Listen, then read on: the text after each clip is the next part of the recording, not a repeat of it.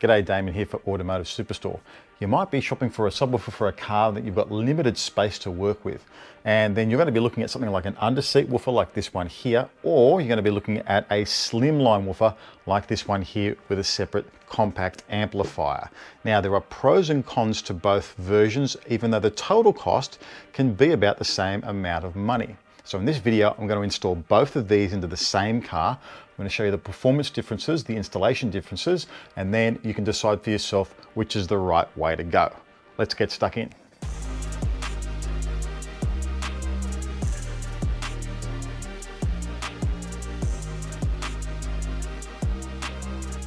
So the installation is actually really straightforward for both of these systems. I picked up an AirPro 8-gauge power kit, and with the fuse at the battery, I ran the 8-gauge cable through the firewall and down to under the passenger seat. I found an earth point on the passenger side of the car that was nice and handy and ran an 8-gauge cable to under there as well. The particular car I have here has a PXE M60-4 DSP processor from Alpine in it, and that gave me RCA pre-out and a trigger output to run to the same location for signal and turning the amplifiers in these on and off. Now, if you've got a car that hasn't got RCA pre-out and hasn't got trigger, don't fret. Both of these Cerwin-Vega systems in this example, they have the ability to turn on and off with just speaker level input, and they'll sense that signal and turn the amps on, and then once the signal's been away for a while, it'll turn the amplifiers back off again. So you don't need a dedicated trigger for either of these systems. They both also have remote level control, and if you have a factory standard sound system, that's one of the things that's going to lack for sure. And it's really handy because then you can just turn the amplitude of the subwoofer up and down relative to that of the main speakers, depending on the quality of the recording or how heavy the bass is in the recording, or just your preferences. So let's get started. I'll throw the underseat in and we'll start with that one.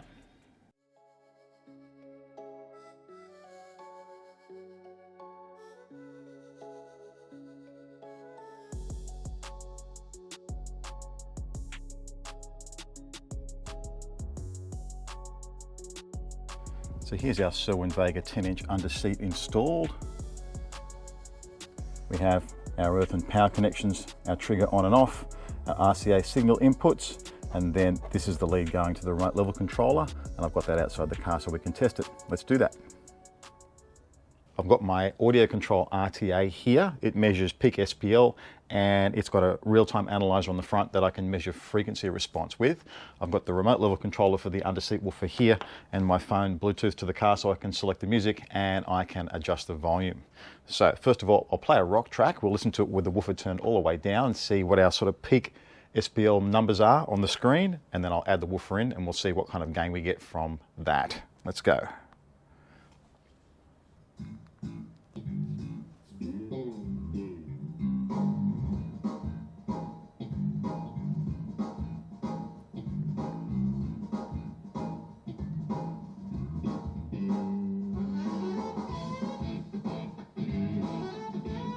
Okay, so just under 90 decibels is the output there.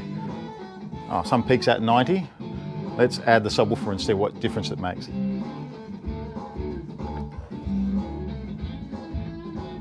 Over, I've got to change the scale.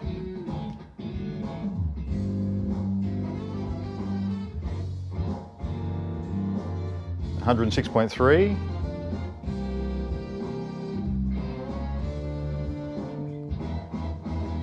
So we saw around about a 15 decibel gain from adding the subwoofer into the system there. So let's have a look at it now on the real-time analyzer using some pink noise, and we can see what the frequency response difference it is with and without the woofer. So we'll turn the woofer back down again. So treble's up here. It's quite hot in the treble, but that's the owner likes it like that. The mid-range is actually really smooth. Fairly consistent all the way across, and then you can see here below 60 hertz it just goes off a cliff. There's no output at all because it's only a 5-inch speaker in the door, so you can't really expect a huge amount of bass, and there's a high pass filter on it anyway. So let's add the woofer in and see the difference that makes. You can see immediately all the bass come up, and it's actually centered around that 63 hertz. And that's because this is a really small subwoofer. Really, at the end of the day, it's a tiny enclosure, so It's not going to make super low bass under 60 hertz because that's just physics. You can't do that without a large box volume and a large driver. But the thing is, that critical 60 to 80 hertz mark where the kick drum punch and that sort of stuff is, that's really important to musical enjoyment and dynamics. And that's why just adding an underseat woofer, if you've got no other choice, it's a great option.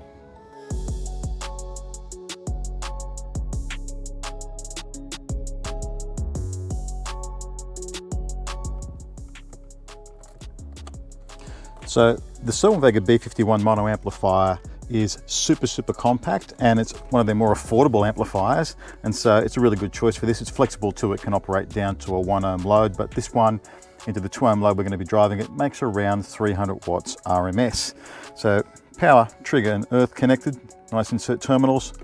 That's the output going to the woofer in the back of the car, leaving us just the RCA connections. And then the remote level controller there. Now this is the HS Series Slimline 10 from Cerwin Vega. It's also available as a 12. It's also available in the 10 and the 12 in a pre-made slim enclosure. I would have used that, except it's just the wrong shape for this area here. It's very limited because I've got the seat that folds up and I have a 12 volt socket here that I've got a factor for. So I built an enclosure. The internal volume is about 16 litres, which is ideal for this driver. I would have put a 12 if I could, because it's not much more expensive, but I was limited by the box volume.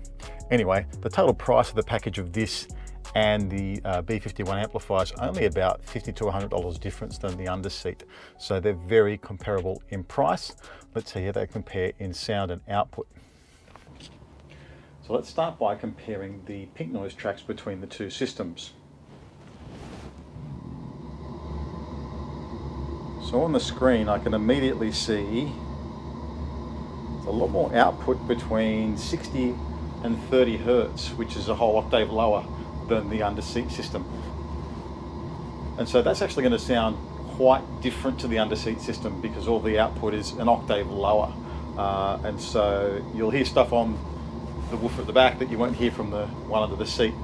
The one under the seat with its output really peaking between 60 and 80 is going to be sort of punchier and boppier bass, whereas you'll get a fuller sound from the one mounted at the back of the car. And two primary reasons are, one, a much larger enclosure for the woofer at the back of the car, and two, it's at the back, and so there's less cancellation going to happen in the cabin and more bass reinforcement and loading going to happen for it being at the back of the car. So let's swap over now to our SBL.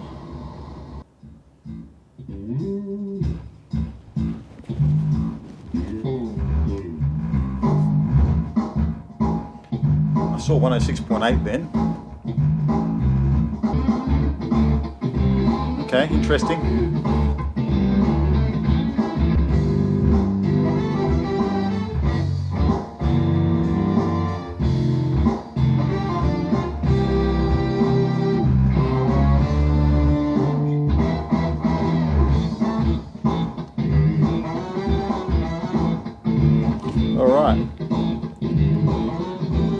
So I saw a high of 107 point something, but while the total peak number wasn't a huge amount higher than the Underseat, it's producing that bass at a lower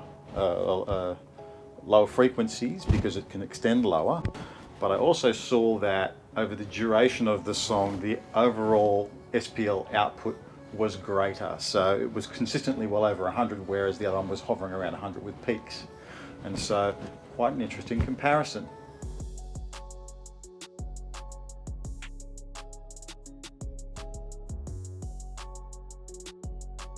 And so that is the difference between an Underseat subwoofer like this one here or a slimline subwoofer with a separate amplifier. To summarize, a lot simpler, a lot easier, goes under the seat, it's hidden away. Your wife or girlfriend may never even know it's there, but it still makes a difference if you have no subwoofer in the car. This way, a bit more complicated, a bit more difficult to put in and install, especially if you have to build an enclosure for it, but really much better performing than an Underseat. So there you go, there are your two ways. Hopefully that will help you decide which way is the best way for you. You'll find links to all of these down below. While you're down there, like and subscribe, and I'll see you next time.